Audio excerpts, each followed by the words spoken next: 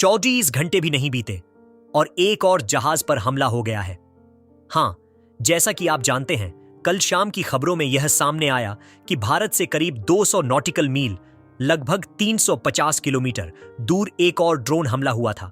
उस समय भारत ने तत्काल कोस्ट गार्ड और नौसैनिक जहाज को मौके पर रवाना कर दिया था। लेकिन यह हमला बस 24 घंटे भी नहीं गुजरे और आज सुबह एक और जहाज पर भयानक हमला हुआ है, जिसका नाम है MV साई बाबा।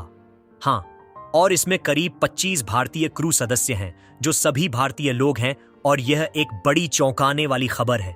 यह सिर्फ भारत के लिए ही नहीं, बल्कि पूरी दुनिया के लिए भी है, क्योंकि इस समय पूरी धरती का सबसे व्यस्त व्यापारिक मार्ग एक चौकिंग पॉइंट बन चुका है और यहां पर लगातार व्यापारिक जहाजों पर भयानक हमले हो रहे हैं।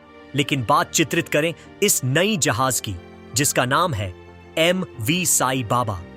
खबर सामने आई कि अमेरिकी सरकार ने इसकी तरफ से जारी की गई है।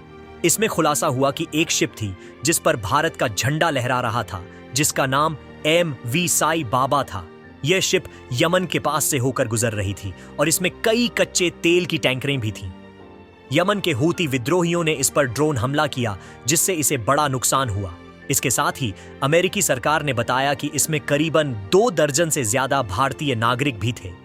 इसके परिणाम स्वरूप भारत में हड़कंप मच गया, जिस पर नौसेना ने तत्काल कार्रवाई की और कुछ घंटों की जांच के बाद पता चला कि शिप का नाम तो सही है, लेकिन उस पर लगा झंडा भारत का नहीं, बल्कि यह अफ्रीकी देश गैबन का झंडा था। इससे यह साबित हुआ कि यह जहाज यमन के पास से गुजर रहा था। भारतीय नौसेना ने भी इसे नकारात्मक ठहराया और बताया कि इसमें करीब 25 भारतीय क्रू थे, जो कि सामान लाने बचाने के काम में लगे थे। माल ढुलाई का काम करती शिप्स में, चाहे वह कच्चा तेल हो या और कोई सामान, ज्यादातर क्रू मेंबर्स होते हैं जो इन्हें चलाते हैं। इन जहाजों का भारतीयों से जुड़ाव उनके चलाने वाले के माध्यम से होता है और इसलिए इन शिप्स पर ज्यादातर भारतीय ही होते हैं। इसलिए जब यमन के पास से ऐसी खबरें सामने आती हैं कि किसी शिप पर ड्रोन या मिसाइल से हमला हुआ है, तो भारत में इससे संबंधित ताकतें स्वतंत्रता से बढ़ती हैं। यहां तक कि यदि शिप भारतीय नहीं हो और ना ही वह किसी तरह से भारत से जुड़ी हो, तब भी उस पर भारतीय क्रू तैनात हो सकते हैं। इससे उनकी जीवन सुरक्षा को खतरा हो सकता है और इसी कारण भारत सरकार इस समय अत्यधिक चिंतित है। और सबसे डरावनी बात यह है कि इससे न केवल भारत बल्कि पूरी दुनिया भी फंस सकती है। इसीलिए जो व्यापारिक मार्ग इस वक्त धारा प्रवाह है, उस पर हो रहे हमले ने पूरी दुनिया को संघर्ष का सामना करना पड़ रहा है। इस स्थिति में दुनिया की अर्थव्यवस्था के लिए यह एक बड़ी समस्या है, क्योंकि यह व्यापारिक मार्ग दुनिया का सबसे व्यस्त है और इसीलिए इसे सुरक्षित रखना महत्वपूर्ण है। हालांकि आपका सवाल हो सकता है कि कुछ दिन पहले ही तो आपने यह खबर सुनी थी कि अमेरिका ने इस क्षेत्र की सुरक्षा के लिए सेना भेजी है, तो वे क्यों हमला करेंगे?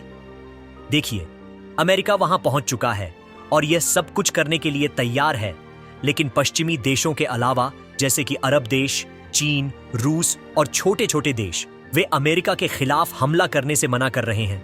इसके कारण अमेरिका पर दबाव बना रहा है।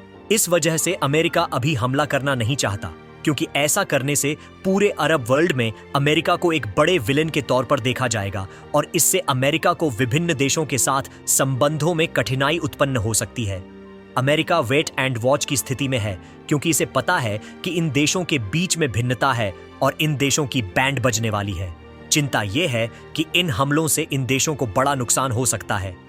भविष्य में इन देशों से आने वाले आक्रमणों की ओर भारत को भी ध्यान देना होगा और इसलिए भारत को कुछ कदम उठाना होगा। चैनल को लाइक और सब्सक्राइब करना मत भूलिए। धन्यवाद।